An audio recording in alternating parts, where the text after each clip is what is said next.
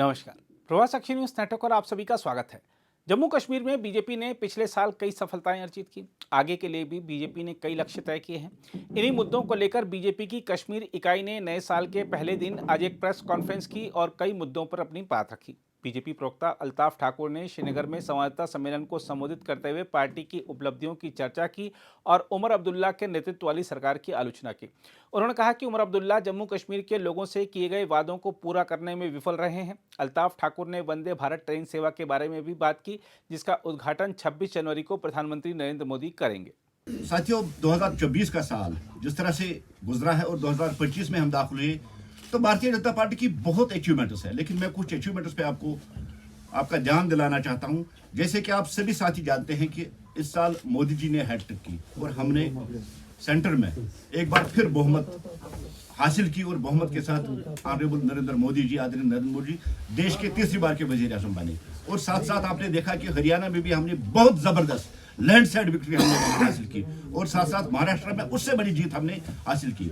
इसका सीधा सा मतलब है कि भारतीय जनता पार्टी आए रोज देश में मकबूल होती जा रही है। और जो खानदानी पार्टियां, जिस तरह से वो डायनेस्टी रूलर्स है, गांधी नेहरू फैमिलीज हो, चाहे और भी कोई खानदानी पार्टी हो, वो सुकड़ती जा रही है और वो अपना आधार है देश में खोती जा रही है। जहां तक जम्मू कश्मीर का ताल्लुक है, देखिए जम्मू कश्मीर में भारतीय जनता पार्टी ने पहली बार कहीं पे 40% वोट लिए, कहीं पे 12%, कहीं पे 10%, लेकिन टोटल मिला के अगर हम देखते हैं तो इस बार हमने 19 जगहों पे इलेक्शन लड़ा और 5.5% हमने यहाँ पहली बार 1% से बढ़कर हमने यहाँ वोट लिए। ये भी एक बहुत बड़ी अचीवमेंट है। कश्मीर जैसे खिते में जहां पार्टी को अनटचेबल लोग मानते थे या भारतीय जनता पार्टी की एक इमेज गलत तरीके से यहाँ पेश की गई थी, लेकिन लोग आज उसको चाहते हैं। और वो आपके सामने इस वक्त एक सबूत भी आरिफ साहब ने दिया कि गवर्नमेंट नेशनल कॉन्फ्रेंस थी, तब भी लोग भारतीय जनता पार्टी के साथ जुड़ते हैं। बिलाल साहब ने भी आपको यही कहा। दूसरी सबसे बड़ी अचीवमेंट जो 2024 में हुई वो जम्मू कश्मीर का इलेक्शन था।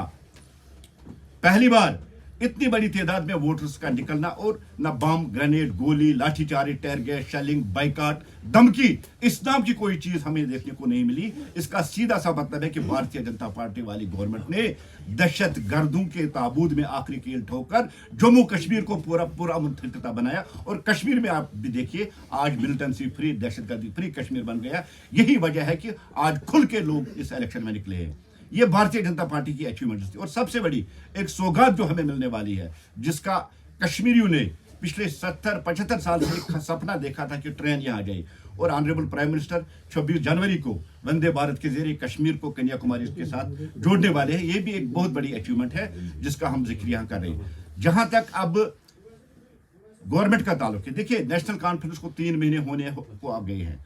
जो गारंटियां उन्होंने दी थी, 12 गैस सिलेंडर, 200 यूनिट बिजली, 10 किलो चावल, 1 लाख जॉब्स, डेलीवेजरों को परमिट करना, ऐसे बहुत सी गारंटी उन्होंने अपने मैनिफेस्टो में दी है। लेकिन जहां हम आज ग्राउंड जीरो पे देखते हैं, नेशनल कॉन्फ्रेंस हर महाज पे, हर एक फ्रंट पे आज तक फेल हो चुकी है। इवन ये कि मामूली सी बर्फबारी हुई है और आज चौथे दिन भी जो लिंक रोड्स है वो बंद है, अभी भी रास्ता नहीं है। नेशनल कॉन्फ्रेंस ने बड़े बड़े दावे किए, खाली स्टेटमेंट, कागजों के जरिए उन्होंने सड़कों से बर्फ उठाया, उन्होंने लोगों को बिजली फराहम की, उन्होंने पानी किया, लेकिन ये सिर्फ स्टेटमेंट है। और नेशनल कॉन्फ्रेंस की जो उमर साहब वाली सरकार है, ये स्टेटमेंटों के जरिए ही गवर्नमेंट चलाती है। और जहां ग्राउंड जीरो पे हम बात कर रहे हैं, अभी तक ये गवर्नमेंट फेल हो चुकी है। जैसे आप सभी साथी जानते हैं और आपकी वसादत से ही मुख्तलिफ जो वीडियोज है वायरल हो रहे हैं, जहां लोग नाराज है, लोग चिल्ला रहे हैं, लोग कह रहे हैं कि हमें बर्फ हटाई जाए, हमें पावर दी जाए। और जो मीटर्ड एरिया भी है, वहां भी अनशेड्यूल्ड कट्स के जरिए लोगों को परेशान किया जा रहा है। और यू टर्न करना उमर सरकार की या नेशनल कॉन्फ्रेंस की पुरानी रवायत रही है। पहले उमर साहब जब पावर में नहीं थे, तब उनकी बात थी कि जैसे ही हम पावर में आएंगे, हम जम्मू से मीटर उठा के तवी में फेंक देंगे और श्रीनगर से मीटर उठा के हम जहलम में फेंक देंगे।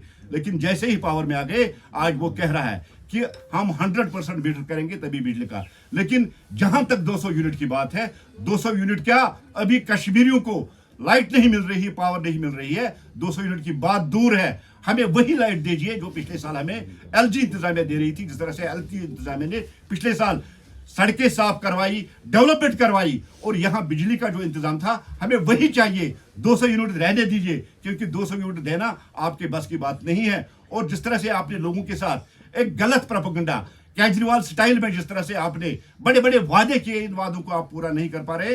हम उमर साहब से गुजारिश करते हैं, लोगों की बहुत उम्मीदें आपके साथ वाबस्ता थी।